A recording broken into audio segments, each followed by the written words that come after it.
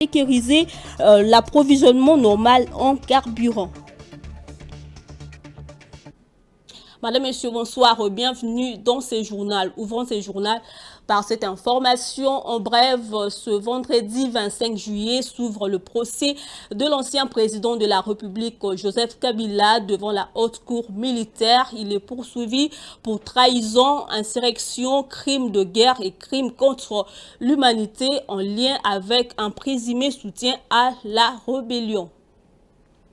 Une autre brève dans ce journal, à Addis Abeba, la République démocratique du Congo a multiplié les engagements diplomatiques. Le jeudi 24 juillet, un accord tripartite a été signé entre la RDC, le Rwanda et le Haut Commissariat des Nations Unies pour le réfugié, posant le base d'un cadre pour le rapatriement volontaire des réfugiés. Cet accord est le fruit de deux jours de discussions techniques tenues du 22 au 24 juillet. La veille, le 23 juillet, la ministre d'État Thérèse Kaikwamba Wagner représentait le président Félix Tshisekedi à la 1291e session du Conseil de paix et de sécurité de l'Union africaine consacrée à la crise libyenne. Elle y a réaffirmé l'engagement de la RDC en faveur de la souveraineté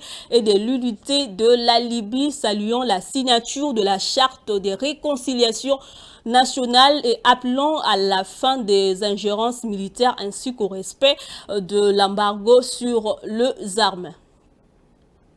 Et puis autre chose dans ce journal, le ministre de la Communication et porte-parole du gouvernement, Patrick Muyaya, a ouvert une tournée de vulgarisation de l'accord de paix signé à Washington.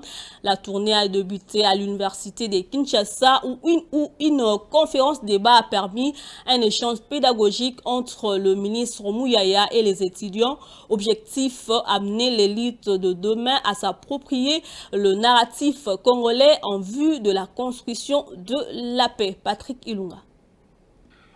Comprendre pour agir.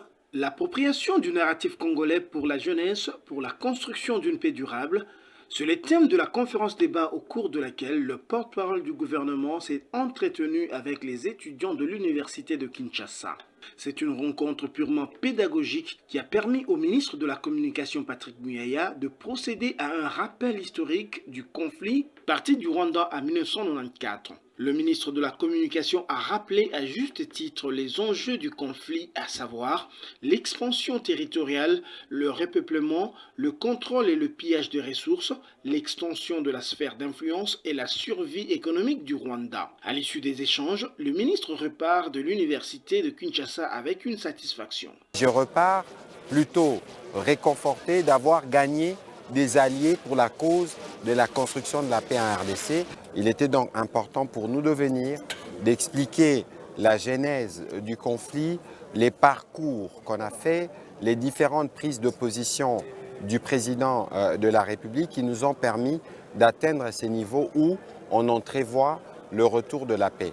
Et j'ai plutôt été heureux de constater que j'avais des étudiants qui étaient déjà sensibilisés sur le sujet et avec eux, nous avons convenu qu'ils vont s'approprier du narratif pour qu'eux aussi soient des éléments qui concourent à la construction de cette paix.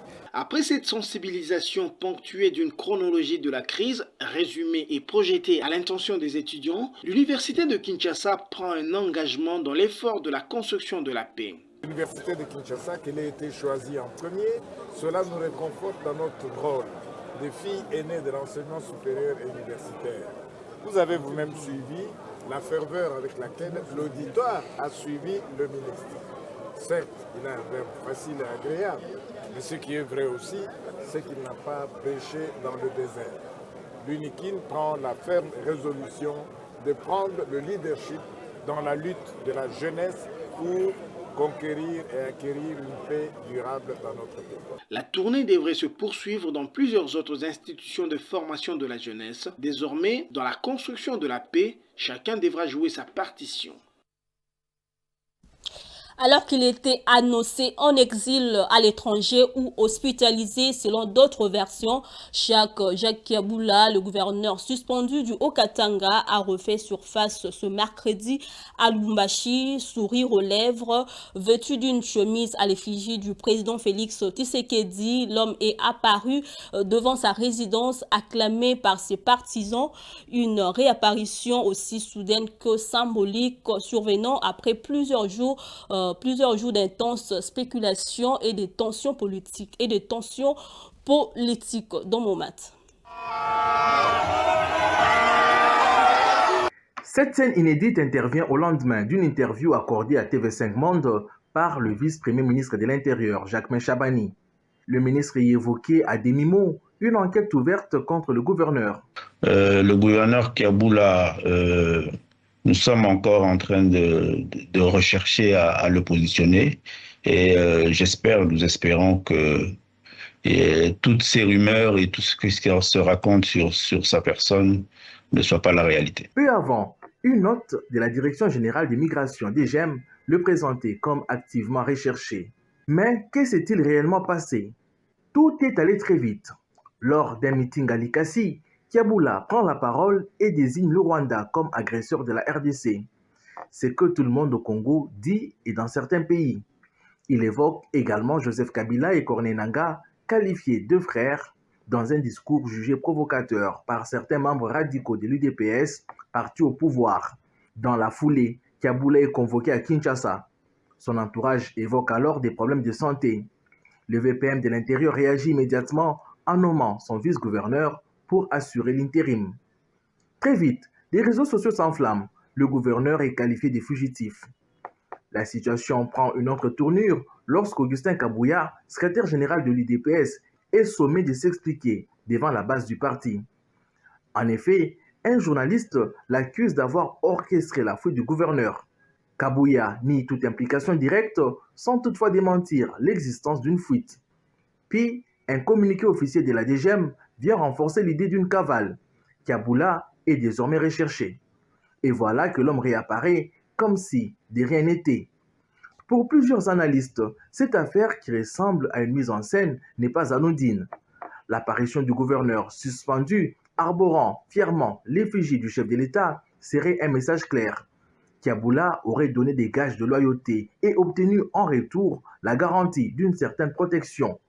Pour ces observateurs, le président Félix Tshisekedi aurait ainsi opté pour une stratégie d'apaisement afin d'éviter que la province stratégique du Haut-Katanga ne bascule dans une crise institutionnelle majeure. Mais pour d'autres, la crise est bel et bien installée. Le Haut-Katanga se retrouve aujourd'hui avec deux gouverneurs, l'un élu mais en sursis, l'autre intérimaire. À Lubumbashi, c'est le même scénario. Deux maires revendiquent la gestion de la ville, l'un désigné par le ministère de l'Intérieur, l'autre soutenu par une décision du Conseil d'État.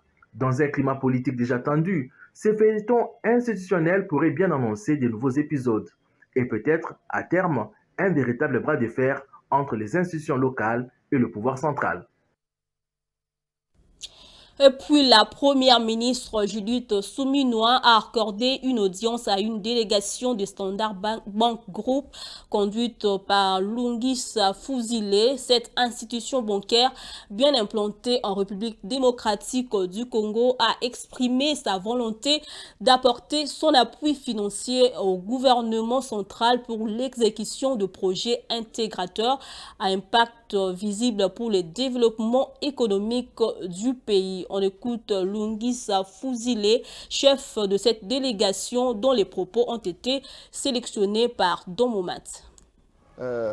We are deeply honored to have had opportunity to meet Her Excellency Prime Minister Tuluka this early afternoon. We are grateful for the opportunity. Among the things that we discussed is the fact that our bank, Standard Bank Group, has a presence in this country.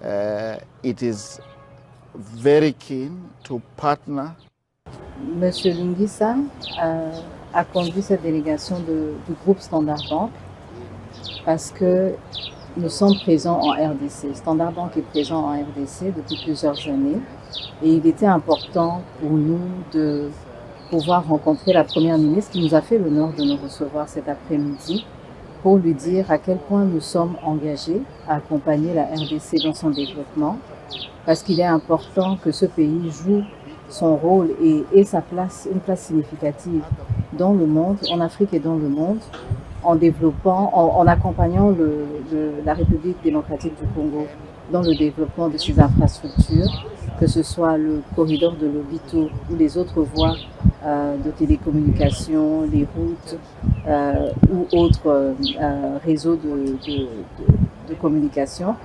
Standard Bank se tient aux côtés du gouvernement afin de pouvoir l'accompagner, afin de pouvoir l'aider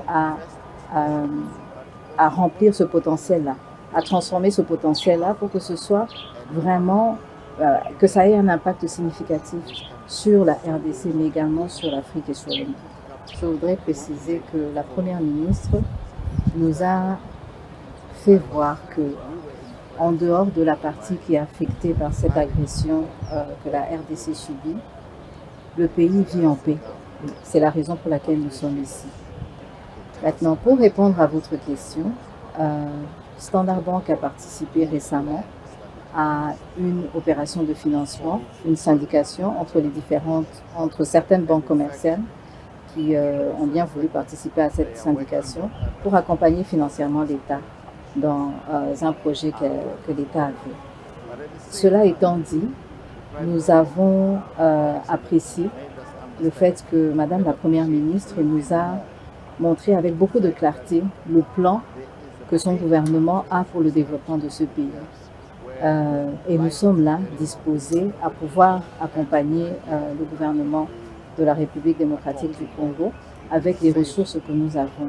Nous sommes le premier groupe financier africain de par la taille de notre portefeuille. Et nous avons également un partenaire stratégique qui est la Banque commerciale de Chine, la Banque internationale commerciale de Chine, ICB. André Ouame Sonkwaloki a été nommé gouverneur de la Banque centrale du Congo. L'annonce a été faite ce mercredi 23 juillet 2025 à l'issue d'une série de décrets lus sur la chaîne nationale RTNC. Il succède à Madame Malangou Kabedi Mbouyi, première femme à occuper ces postes en fonction depuis près de 4 ans. Mais qui est André Ouame Sonkwaloki? Élément de réponse dans ces reportages. André Ouame Sonkwaloki a été nommé gouverneur de la Banque centrale du Congo BCC en remplacement de Mme Marie-France Malangou Kabedi. Avant cette nomination, il occupait les postes de directeur de cabinet adjoint du chef de l'État chargé des questions économiques. Il sera épaulé par les 2 vice-gouverneurs actuels de la BCC, Dieudonné Fikiri Alimassi et William Pambou. Proche collaborateur du président Tshisekedi, André Ouame arrive à la tête de l'institution monétaire dans un contexte économique délicat. Sa nomination traduit la volonté du pouvoir de renforcer les contrôles sur la politique monétaire à un moment où l'inflation fragilise le ménage et la dépréciation des francs congolais suscite de vives inquiétudes. Le nouveau gouverneur de la BCC hérite ainsi d'une mission cruciale: stabiliser la monnaie nationale, restaurer la crédibilité financière du pays et rassurer le bailleur des fonds.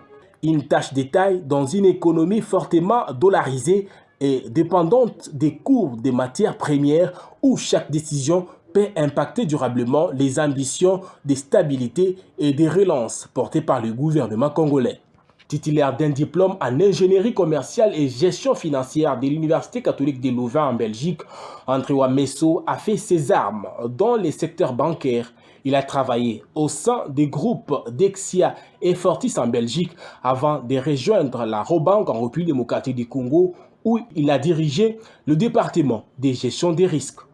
C'est dans ces contextes qu'il entre en politique en intégrant l'entourage du président Tshisekedi.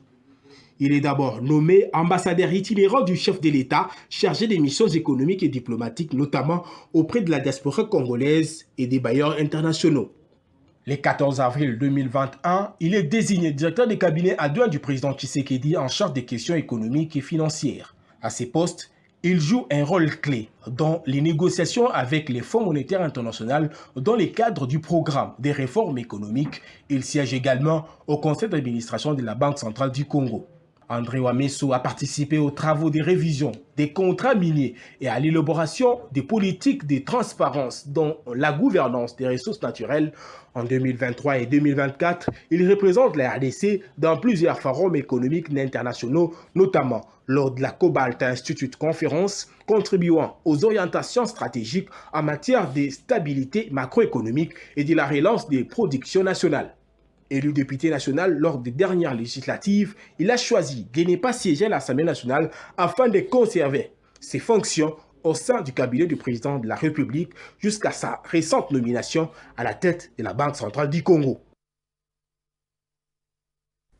Dans le secteur de l'environnement, après plusieurs mois d'attente, l'autorité des régulations du marché carbone dispose désormais de ses animateurs. L'équipe du président du conseil d'administration, Jacques Célestin Moliba, dont la direction générale est assurée par Gus Simba, va devoir imprimer ce marque dans ces nouveaux établissements publics dont les missions sont ici rappelées par José Junior Owawa. L'autorité de régulation du marché carbone est l'établissement public chargé de réguler le marché du carbone, créé par le décret numéro 23/22 du 14 juin 2023. L'établissement a pour mission d'organiser le marché carbone, de mettre en place un système réglementé pour la vente, l'achat et l'échange des crédits carbone et d'encourager la réduction des émissions de gaz à effet de serre. L'ARMCA joue un rôle clé dans la valorisation des actions de prévention des écosystèmes forestiers et tourbières en promouvant la participation des acteurs publics et privés ainsi que de communautés locales. Elle est également responsable de la validation, du suivi et de l'évaluation des projets liés au marché du carbone, de l'administration de la taxe carbone et de la tenue d'un registre national de crédit carbone.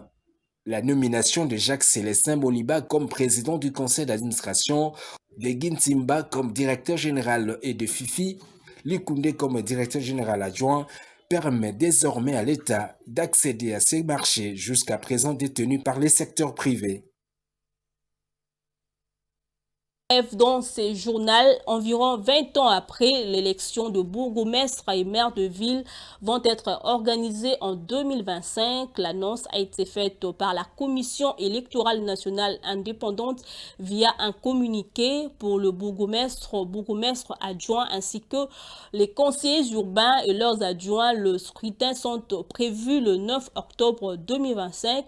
La CENI prévoit par contre l'organisation du scrutin de maire et maire adjoint le 22 novembre 2025.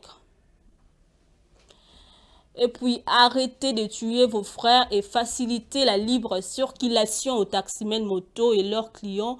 Voilà le gros du message de deux grandes associations de taximens moto en province d'Eluturi. C'est face à la résurgence des violences observées ces derniers temps dans le territoire de Djougou. Commentaire de Hervé Landry Ngoy.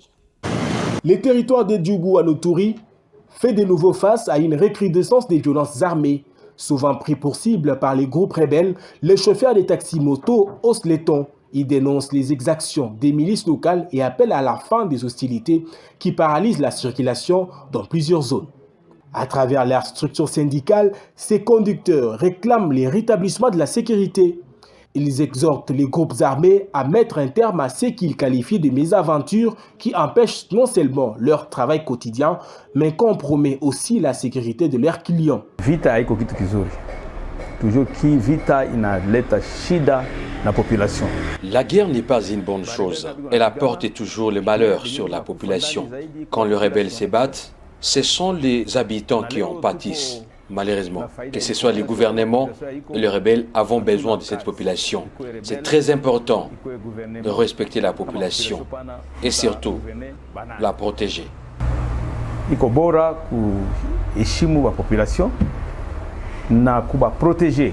Vraiment comme frère yao iturien Vraiment comme votre frère iturien, nous vous invitons à déposer les armes et à se méfier de la politique d'hypocrisie. Vous êtes allé à Haro pour un dialogue et vous avez accepté de déposer les armes l'un comme l'autre. Mais au finish, vous revenez dans ce baliverne. Depuis plusieurs semaines, les localités des Iga Barrière, Nizi, Lopa et d'autres zones situées au nord de la ville de Bunia sont la cible des attaques attribuées aux groupes armés.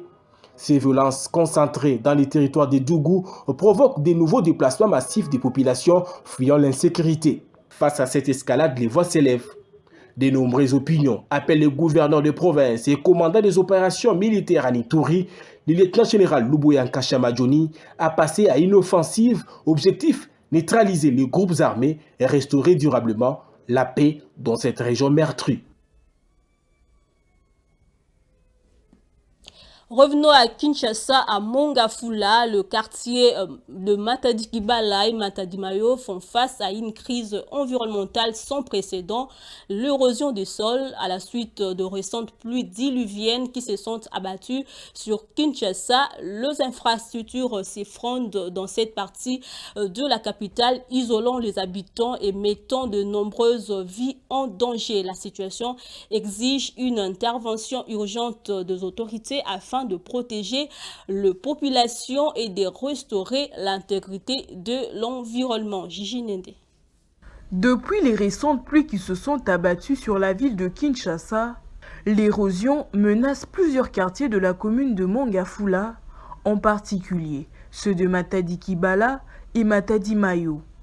Des routes disparaissent, des maisons s'effondrent et les habitants font face à de véritables tragédies. Cette catastrophe naturelle progresse à vive allure. Les quartiers de Kindele et Boma vivent eux aussi sous la menace constante de l'effondrement. Les caniveaux, ces artères vitales pour l'évacuation des eaux, sont obstrués par des déchets plastiques.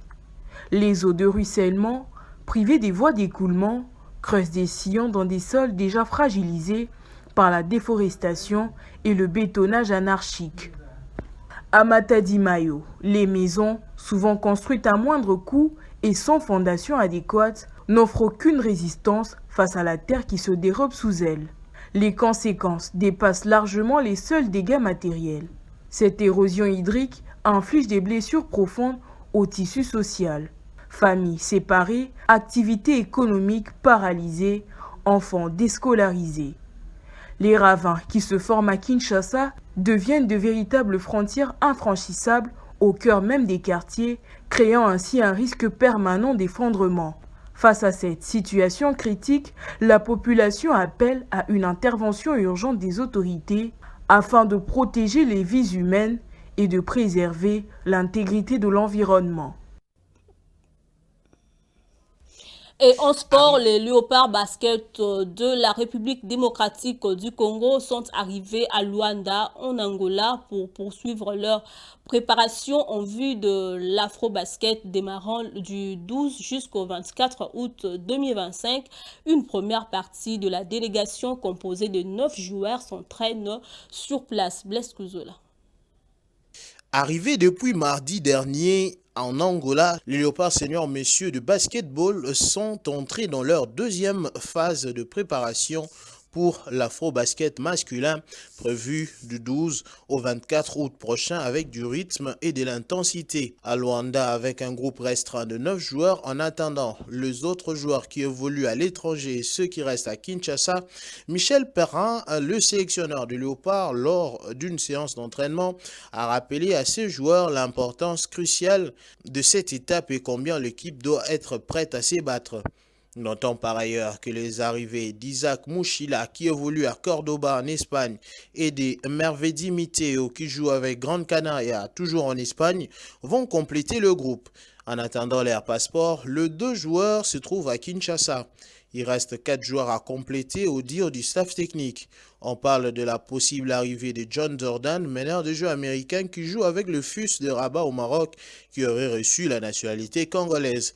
La République démocratique du Congo affrontera le Rwanda le vendredi 15 août prochain lors du deuxième match de la phase de groupe du groupe A de l'Afro-Basket. Ces duels est déjà capital pour les Léopards qui doivent impérativement s'imposer pour espérer une qualification au tour suivant.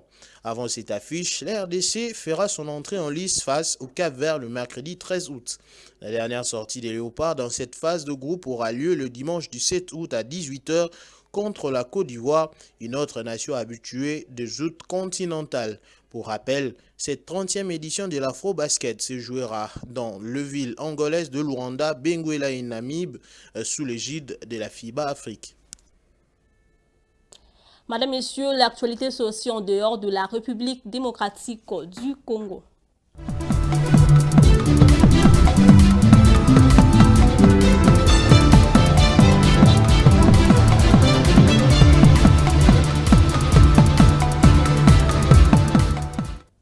Je le dis au sommaire, la Zambie a signé un accord historique pour la construction d'une raffinerie capable de traiter 60 000 barils de pétrole par jour. Ces projets stratégiques visent à sécuriser l'approvisionnement national en carburant, à créer des emplois et à dynamiser l'économie locale grâce à un complexe industriel multifonctionnel, une avancée majeure pour le pays et pour la région. Rachel Misenga.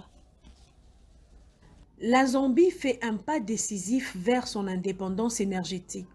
Le 21 juillet 2025, le pays a signé un accord historique pour la construction d'une grande raffinerie de pétrole brut à Dola, dans la province du Copperbelt. Ces projets, estimés à 1,1 milliard de dollars, devraient permettre au pays de traiter jusqu'à 60 000 barils de pétrole par jour et ainsi de couvrir l'ensemble de ses besoins en carburant. Un enjeu crucial pour un pays qui dépend aujourd'hui à 100% de ses importations pour ses produits pétroliers. En effet, en 2023, près de 18% de la valeur des importations zambiennes, soit presque 2 milliards de dollars, étaient consacrés à l'achat de produits raffinés. Or, la Zambie ne dispose pas de réserves de pétrole brut suffisantes ni d'installations de raffinage. La construction de cette raffinerie permettra donc de réduire cette lourde facture énergétique tout en créant des emplois locaux et en développant l'industrie nationale. Mais ces projets ne s'arrêtent pas là. Les complexes devraient comprendre également des unités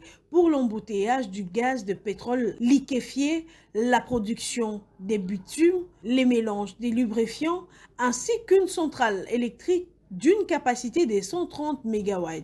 Grâce à cette initiative, la Zambie entend sécuriser son approvisionnement, dynamiser son économie et renforcer sa chaîne des valeurs locales. Une avancée majeure qui pourrait inspirer d'autres pays africains en quête d'autonomie énergétique et de développement industriel.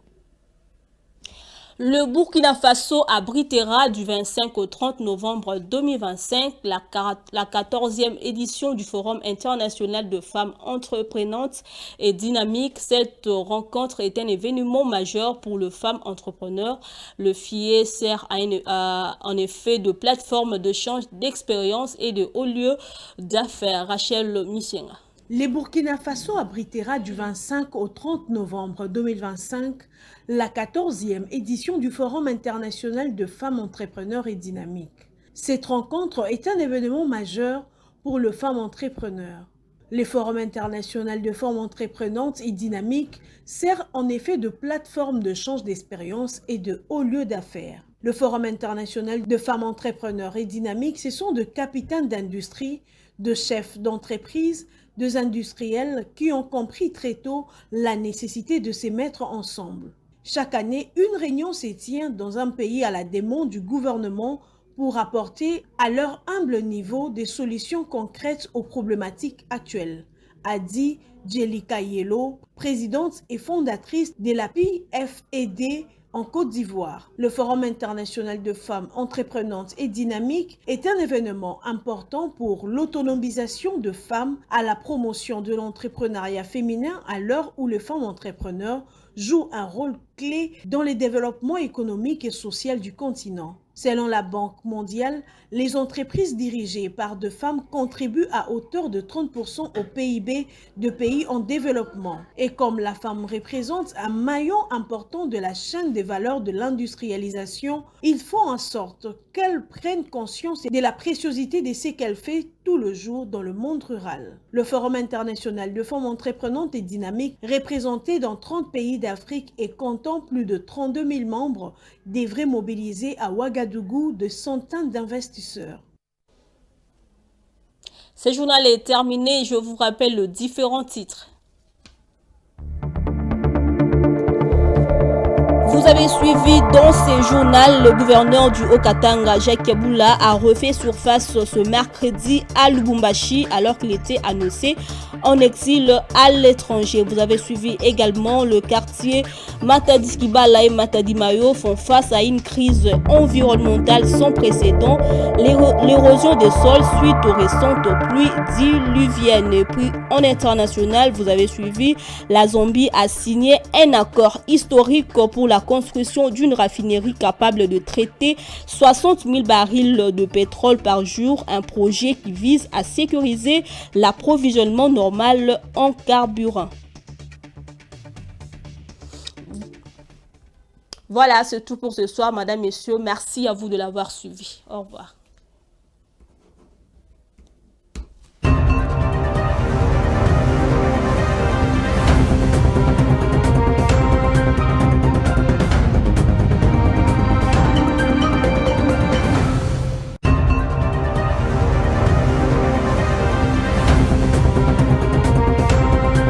Ce journal vous a été présenté par Fonds des promotions de l'industrie, votre partenaire privilégié pour la réussite de vos projets.